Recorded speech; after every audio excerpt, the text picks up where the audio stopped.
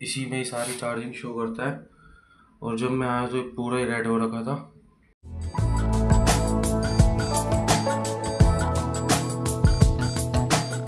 दोस्तों, कैसे हो आप सब? तो भाई अभी सुबह 4 बज रहे हैं और जैसे डेली रूटीन में मैं अपने काम पे निकलता हूँ, तो भाई मैं अपने काम के लिए निकला और आज तो मेरे साथ स्कैम ही हो गया। तो दिखाता हूँ दोस्तों।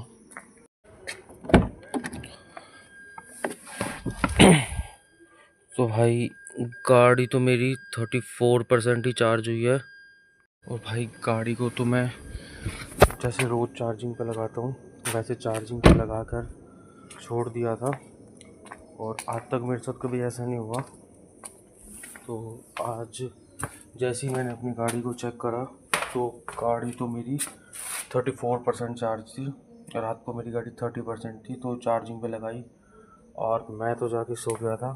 तो भाई गाड़ी मेरी अभी 34% ही चार्ज हुई है। और भाई जब चार्जर चेक करा तो चार्जर में भी कोई दिक्कत नहीं आ रही, बट पता नहीं चार्जिंग डिस्कनेक्ट हो रखी है। ये देखो, ये इसी में ही सारी चार्जिंग शो करता है। और जब मैं आया तो ये पूरा ही रेड हो रखा था। और एमसीबी चेक करते हैं तो भाई एमसीबी वगैरह भी सब डाउन करी अभी। तो भाई अभी तो कुछ भी नहीं कर सकते, क्योंकि इसको चार्ज होने में ही कम से कम 8 से 9 घंटे लग जाते हैं, तभी पूरी रात लगा के छोड़ देते हैं। अभी एक गाड़ी सिर्फ फास्ट चार्जर में चार्ज होगी, जो कि हमारे हब पे लगे हुए हैं चार्जर। तो भाई इसको तो कर दिया डिस्कनेक्ट। तो भाई अभी घर रुक के तो कोई फ़ायदा था नहीं, तो मैं अभी यहाँ से तो निकल गया हूँ। अपने 12 सेक्टर में है फरीदाबाद में, एलडीको हब में।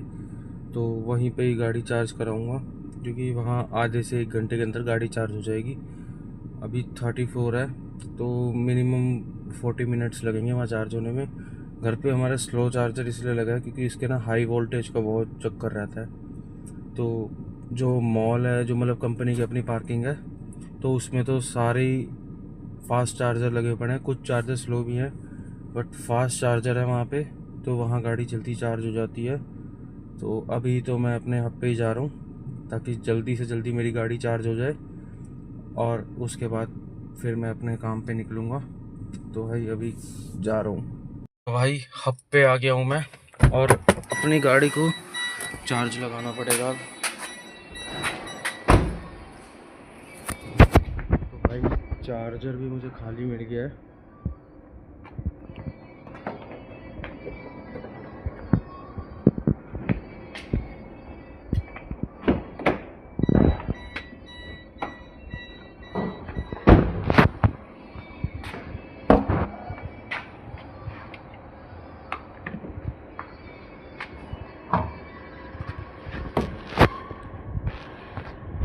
भाई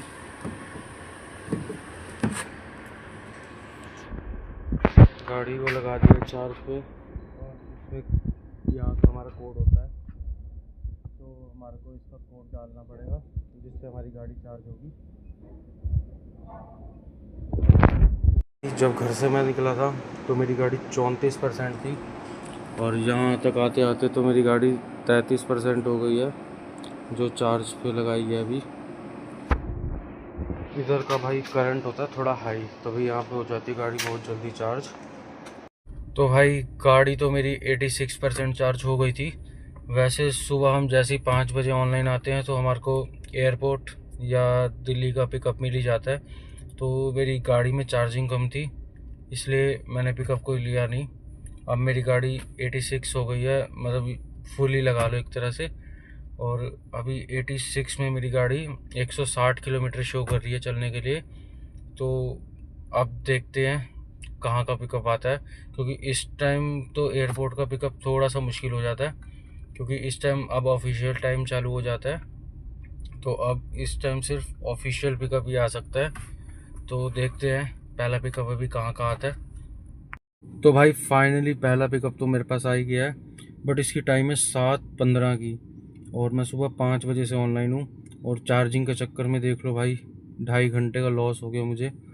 और वही जैसे बोला था कि ऑफिशियल पिकअप ही आना है, तो ऑफिशियल पिकअप ही मिला इस टाइम पे मुझे, बट इसमें मल्टी स्टॉप्स है और मल्टी स्टॉप्स में एक आध कस्टमर को बीच में से भी पिक करना होगा। बट इनका ड्रॉप है गुड़गांवा DLF में। तो भाई गुड़गांवा तो मैं पहुंच गया था और मेरे पास एडवांस पिकअप भी आ गया, तो इसको भी क्लियर करना पड़ेगा। दिल्ली जाना है अभी मुझे, और जो भी भाई सुबह 2-2.5 घंटे का लॉस हुआ ना मेरा, तो भाई उसको इसी में ही कवर करना पड़ेगा, नहीं तो वीकेंड में तो टारगेट ही फंस जाएगा, फिर लास्ट वीक की तरह परेशान होना पड़ेगा। भाई अपनी गाड़ी को तो मैं फिर से लेके आ गया था चार्ज करने, क्योंकि 11 बजे से लेके 1 बजे तक का तो मेरा ब्रेक टाइम होता है। तो ब्रेक टाइम के बीच में मुझे जहाँ चार्जर खाली दिखा मैंने वहीं गाड़ी खड़ी कर दी और गाड़ी को चार्जिंग पे लगा दिया, ताकि भाई शाम को काम करने में मुझे कोई दिक्कत ना हो, क्योंकि सुबह तो बहुत ज़्यादा ही दिक्कत हुई है।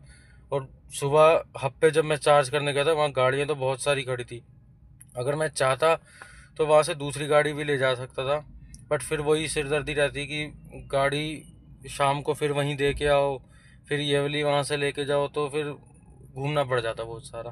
तभी मैंने इसी को ही चार्ज करा, 1 घंटा लगा, तो इसी को ही मैं लेके अपना आ गया। वैसे तो वहाँ गाड़ियाँ खड़ी रहती है, क्योंकि जो कई बंदे तो ऐसे हैं कि वहीं से ही गाड़ी पिक करते हैं।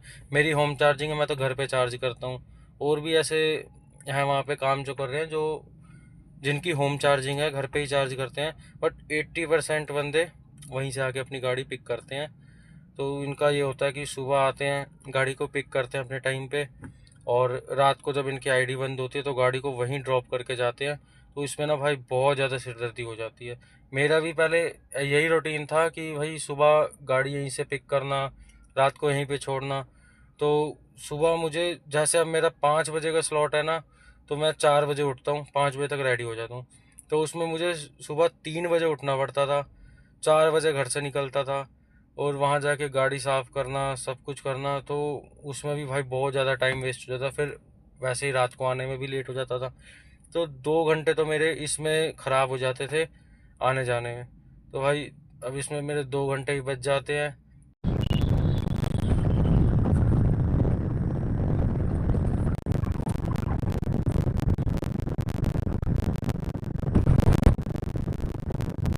तो भाई काम तो मेरा पूरा हो गया था, जो सुबह मेरा टाइम वेस्ट हुआ था वो मैंने अभी शाम को कवर कर लिया। बैक टू बैक मेरे पास पिकअप आए, तो मैंने सारा जो सुबह का मेरा टाइम वेस्ट हुआ था वो सब अभी मेरा कवर हो चुका है।